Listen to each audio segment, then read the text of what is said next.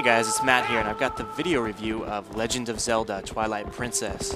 This is the game you've all been waiting for. I know you're really looking forward to this one, so we're going to jump right into it. Twilight Princess is what I would deem the spiritual sequel to Ocarina of Time, which is a game that, many people consider to be the best title ever created. What you've got with Twilight Princess is a game that follows the same structure. You're going to be visiting a lot of the same places, seeing some familiar faces, and you're going to have a general feeling that will give you a sense of deja vu for anybody who's played the original classic. What you're going to find right off the bat is that the game's got a very similar control scheme to the previous titles, which is fantastic. These controls worked, and they continue to work, and actually they're made better with the Wii controller. It doesn't detract from the experience, it actually enhances it, so if you had some fears about that, put those to rest. Let me tell you why the control works. The Wii remote effectively becomes Link's sword. You swing it left and right, and he'll do his sword swipes. It's that easy, really, and it actually feels good.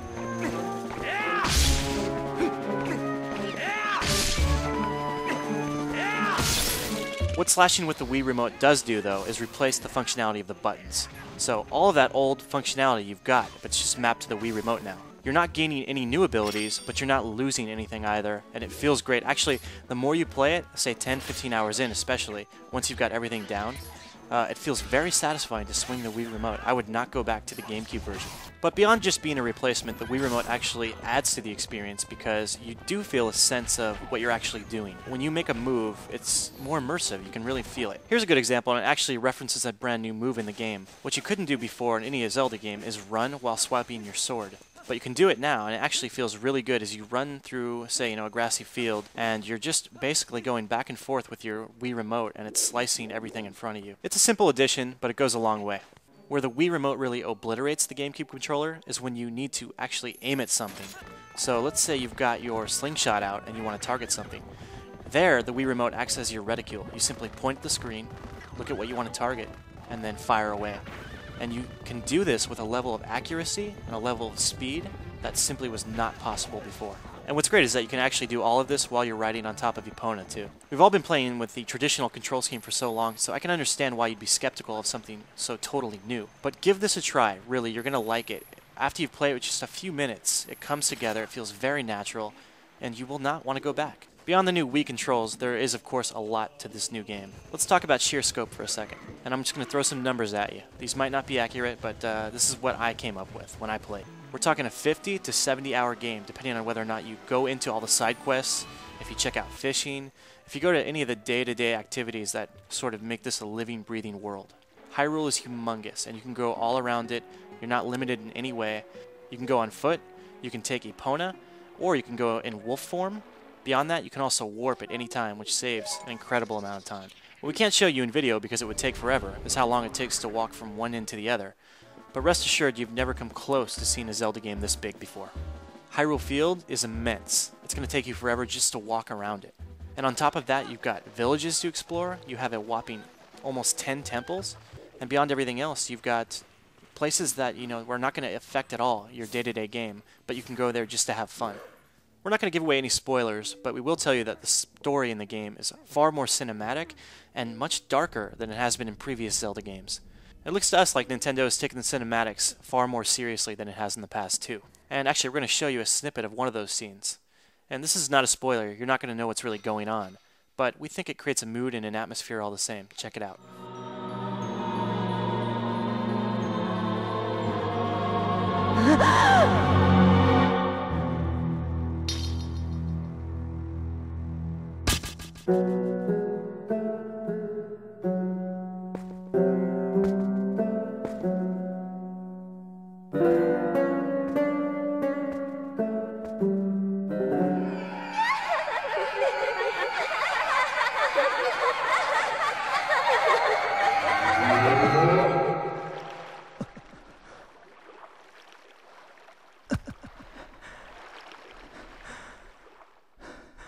I find myself much more engaged, much more engrossed in the storyline because the presentation is much better. Getting back to how the game plays and how much it offers in terms of temples, we're going to give you a few examples here.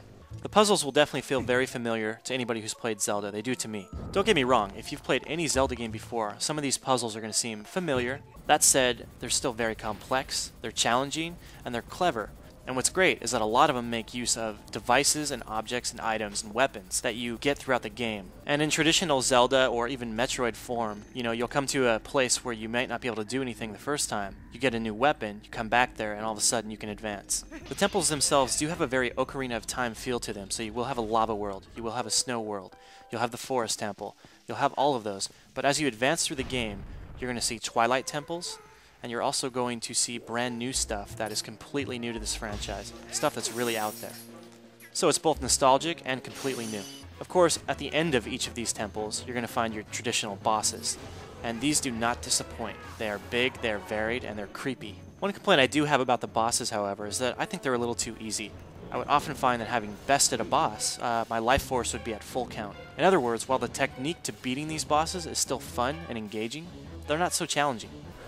I think it's important to remember here that Zelda Twilight Princess is really a GameCube title that's been ported over to Wii. That said, it is one of the prettiest titles to hit Nintendo's new system, it really is, and it's really varied and exceptionally complex. Whether you're riding Epona through Hyrule Field or mingling with the people of Castletown, it feels like a living, breathing world. The scope of the landscapes are immense too. Anywhere you can look, you can ride to. And oftentimes you'll see some temples you haven't been to looming in the distance. While Hyrule itself is pretty impressive, you've also got the Twilight world, which is sort of the alter ego to Hyrule. And this world here is very bloom effect filled. It's got particle effects flowing all over the place. It's got a very surreal, different, original look that's very pleasing. It's very unlike Metroid's Dark Aether world, which I found to be a bit boring. Also, only on Wii will you get Zelda running both in progressive scan and 16:9 mode. It only runs in Pro Scan on GameCube, not 16:9. That noted, not everything in the game is beautiful. As I said, this is a GameCube title ported over, and that does show too. You do see some technical shortcomings here, including low-poly characters and environments, generally speaking. And Nintendo isn't really concerning itself with high-resolution, sort of crisp textures. As a result, especially during cinematics where the camera is framed up close, you'll be able to see some very blurry background objects. Even so, this is a pretty game. Nintendo has done a lot with the art here. The characters are interesting, and it all comes together for a pretty visceral package. I hate to be a nitpicker, but I have to complain. Just a little gripe about sound.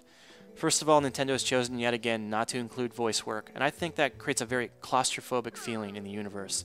None of these characters quite come to life because you're reading text blurbs instead of listening to them talk. On top of that, despite the fact that Nintendo has some of the best compositions in the business, most of the soundtracks in the game are MIDI and not orchestrated, which I think is a huge disappointment. Alright, we've come to the end of the video review, and you want to know what is the deal with this game. The answer, it's the best Zelda video game ever created, but it's not perfect. If you've come to this game expecting something completely new, something totally revolutionary, as you did maybe the first time you played Ocarina of Time and got it, well, you're just not going to get that here.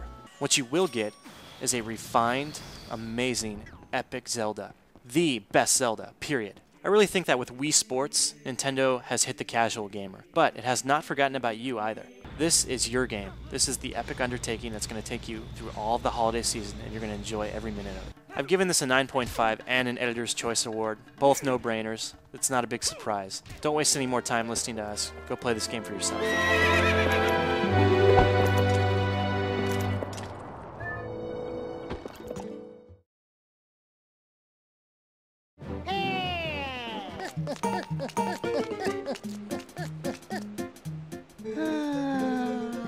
Ha ha ha ha!